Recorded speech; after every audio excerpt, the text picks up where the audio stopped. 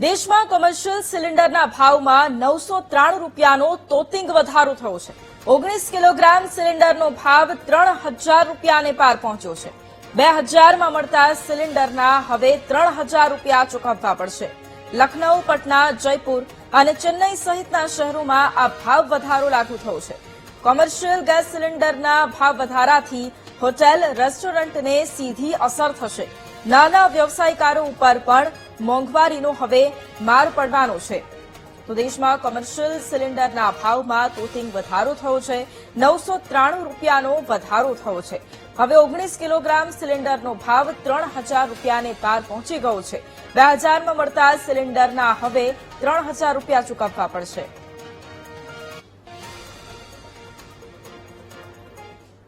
खाने के ऊपर पैसे बढ़ेंगे, गरीब आदमी क्या करेगा, कहाँ से लाएगा। 3000 रुपए का सिलेंडर हो गया, 2000 का था। अब क्या करें, महंगाई इतनी हो रही है, सिलेंडर के पैसे बढ़ रहे हैं तो कहाँ से निकालेगा। होटल बंद कर देंगे और क्या है।